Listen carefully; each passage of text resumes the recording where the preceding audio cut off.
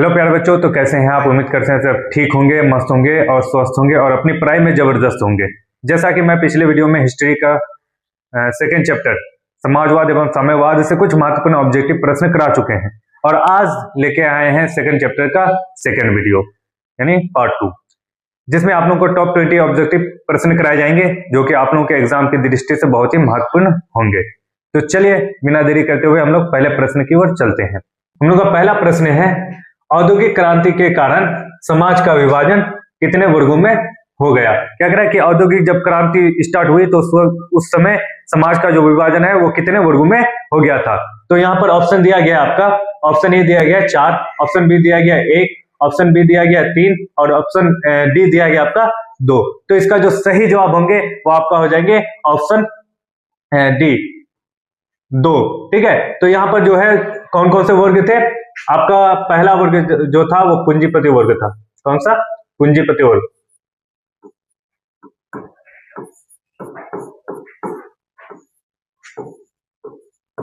पूंजीपति वर्ग और दूसरा जो था वो श्रमिक वर्ग में बढ़ गया था।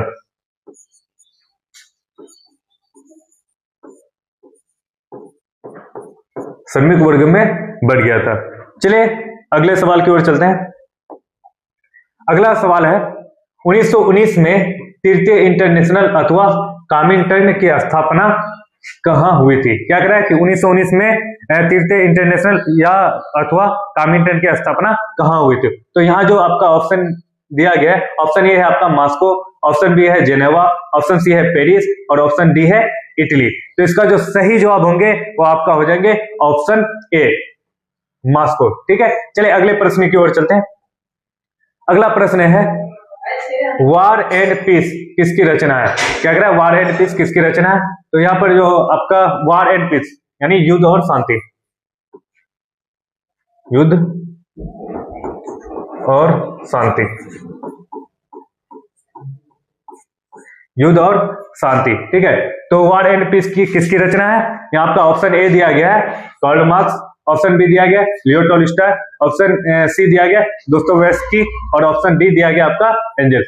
तो इसका जो सही जवाब होंगे ऑप्शन ए नहीं होगा, ऑप्शन बी आपका लियो टॉल्स्टॉय। ठीक है, चलिए अगले प्रश्न की ओर चलते हैं। अगला प्रश्न है, कार्ल मार्क्स का जन्म कहां हुआ था। ठीक है, यहाँ पर कह रहा है कि कार्ल मार्क्स का जन्म कहां हुआ था। यहाँ ऑप्शन ए दिया गया आपका जर्मनी, ऑप्शन बी दिया गया आपका फ्रांस, ऑप्शन सी दिया गया इंग्लैंड और ऑप्शन डी दिया गया आपका पोलैंड। तो इसका जो सही जवाब होंगे वो आपका हो जाएंगे ऑप्शन ए जर्मनी। ठीक है, चलो अगले प्रश्न की ओर चलते हैं। अगला प्रश्न है, फ्रांसीसी समाजवाद के विकास का जन्मदाता किसे कहा जाता है। समाजवाद का जो भावना, समाजवाद भावना का जन्म हुआ वो किसके दिल में हुआ, किसके मन में हुआ। तो यहाँ पर ऑप्शन ए दिया गया आपका कार्ल मार्क्स, ऑप्शन बी दिया गया आपका फोरिये और ऑप्शन सी दिया गया आपका सेंट साइमन, ऑप्शन डी दिया गया आपका रॉबर्ट वॉन। तो इसका जो सही जवाब होंगे वो आपका हो जाएंगे ऑप्शन सी सेंट साइमन। चलिए अगले प्रश्न की ओर चलते हैं। अगला प्रश्न है, साम्यवादी घोषणा पत्र कब प्रकाशित हुआ। ठीक है, तो यहाँ ऑप्शन ए दिया गया आपका 1857 में, ऑप्शन बी है 1830 में, ऑप्शन सी है 1883 में और ऑप्शन डी है 1848 में। तो प्यारे बच्चों इसका जो सही जवाब होंगे वो आपका हो जाएंगे ऑप्शन डी 1848 में।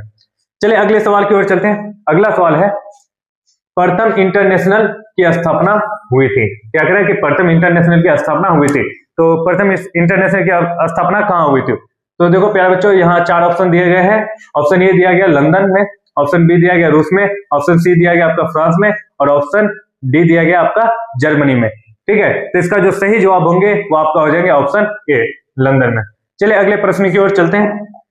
अगला प्रश्न है, किस क्रांति के फलस्वरूप पूंजीपति वर्गों द्वारा मजदूरों का शोषण चरमोत्कर्ष पर था। ठीक है, कि यहाँ पर जो है यानी किस क्रांति के द्वारा, यानी कौन सी क्रांति थी जिसमें पूंजीपति वर्गों द्वारा जो श्रमिक वर्ग थे या मजदूर वर्ग के लोग जो थे वो उसको मतलब क्या किया जाता, काफी ज्यादा उस पर अत्याचार किया जा रहा था, यानी काफी ज्यादा अत्याचार बढ़ गया था। ठीक है, तो यहाँ पर जो ऑप्शन है आपका, ऑप्शन ए है औद्योगिक क्रांति, ऑप्शन बी है रूसी क्रांति, ऑप्शन सी है अमेरिकी क्रांति और ऑप्शन डी है फ्रांसीसी क्रांति। तो प्यारे बच्चों इसका जो सही जवाब होंगे वो आपका हो जाएंगे फ्रांसीसी क्रांति। ठीक है, चलिए अगले प्रश्न की ओर चलते हैं। अगला प्रश्न है, कम्युनिस्ट मैनिफेस्टो के लेखक कौन थे? कम्युनिस्ट मैनिफेस्टो क्या है? एक पुस्तक है जिसका रचनाकार कौन थे? ऑप्शन ए दिया गया आपका कार्ल मार्क्स और एंगल्स, ऑप्शन बी दिया गया कार्ल मार्क्स, ऑप्शन सी दिया गया मैक्सिम गोर्की और ऑप्शन डी दिया गया आपका लियो टॉल्स्टॉय। तो प्यारे बच्चों इसका जो सही जवाब होंगे वो आपका हो जाएंगे ऑप्शन ए कार्ल मार्क्स और एंगल्स। इनका प्रकाशन कब हुआ था? 1848 में, ठीक है, जिसको हम लोग क्या कहते हैं? साम्यवादी घोषणा पत्र। चलिए अगले प्रश्न की ओर चलते हैं। अगला प्रश्न है रासपुटिन कौन था? ऑप्शन है आपका समाज सुधारक, ऑप्शन बी है दार्शनिक, ऑप्शन सी है वैज्ञानिक और ऑप्शन डी है आपका भ्रष्ट पादरी। तो इसका जो सही जवाब होंगे वो आपका हो जाएंगे ऑप्शन डी भ्रष्ट पादरी, यानी जिसको हम लोग रिश्वतखोर पादरी के नाम से भी कह सकते हैं, उसको जान सकते हैं। चलिए अगले प्रश्न की ओर चलते हैं। अगला प्रश्न है 1917 की पहली रूसी क्रांति किस नाम से जानी जाती है? ठीक है, क्या कह रहा है कि 1917 में जो रूस में जो सबसे पहली क्रांति हुई उसको हम लोग किस नाम से जानते हैं? यहाँ ऑप्शन ए दिए गए हैं आपका अक्टूबर की क्रांति, ऑप्शन बी दिया गया फरवरी क्रांति, ऑप्शन सी दिया गया नवंबर की क्रांति और ऑप्शन डी दिया गया आपका अप्रैल क्रांति। तो प्यारे बच्चों इसका जो सही जवाब होंगे वो आपका हो जाएंगे ऑप्शन बी फरवरी क्रांति। चलिए अगले प्रश्न की ओर चलते हैं। अगला प्रश्न है लेनिन ने नई आर्थिक नीति की घोषणा कब की? ठीक है, क्या करें कि लेनिन ने जो है नई आर्थिक नीति की घोषणा कब की? यहाँ ऑप्शन ए दिया गया आपका 1923, ऑप्शन बी दिया गया 1921, ऑप्शन सी दिया गया 1927 और ऑप्शन डी दिया गया 1821। तो प्यारे बच्चों इसका जो सही जवाब होंगे वो आपका हो जाएंगे ऑप्शन बी 1921 में। चलिए अगले प्रश्न की ओर चलते हैं। अगला प्रश्न है अप्रैल थीसिस किसने तैयार की? क्या कह रहा है कि अप्रैल थीसिस किसने तैयार की? तो इसका जो सही जवाब होंगे वो आपका हो जाएंगे ऑप्शन ए लेनिन। चलिए अगले प्रश्न की ओर चलते हैं। अगला प्रश्न है भूमि, शांति और रोटी, ये तीन नारे किसने दिए? यानी भूमि, शांति और रोटी, ये तीन जो नारे दिए वो किसने दिए? यहाँ ऑप्शन ए दिया गया आपका लेनिन, ऑप्शन बी है कार्ल मार्क्स, ऑप्शन सी है स्टालिन और ऑप्शन डी है केरेंस्की।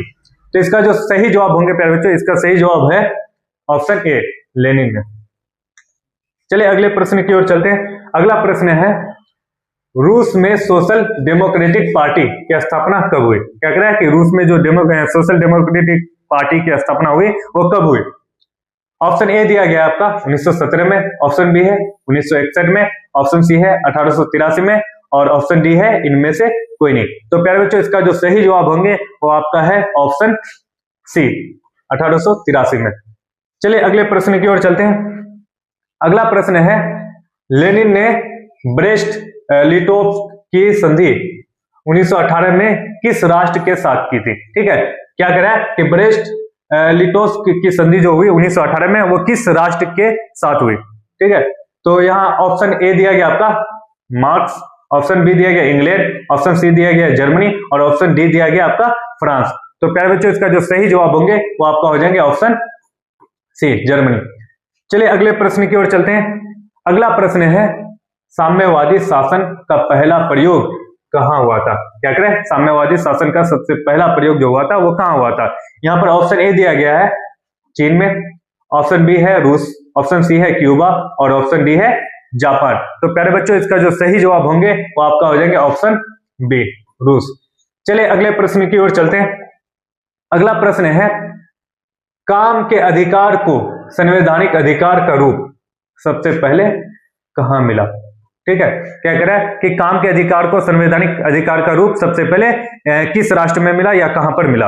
तो यहाँ ऑप्शन ए दिया गया है सोवियत संघ, ऑप्शन बी है इंग्लैंड, ऑप्शन सी है जर्मनी और ऑप्शन डी है फ्रांस। तो प्यारे बच्चों इसका जो सही जवाब होंगे वो आपका हो जाएंगे ऑप्शन ए सोवियत संघ।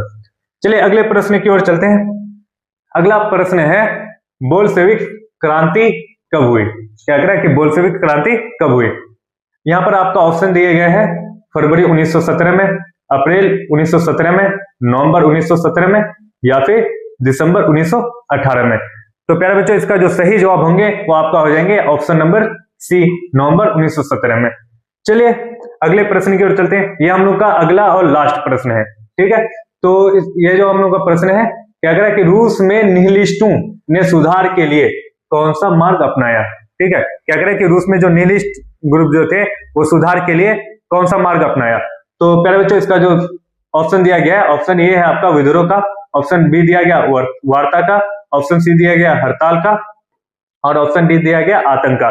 तो बच्चों इसका जो सही जवाब होंगे वो आपका हो जाएंगे ऑप्शन डी, आतंक का।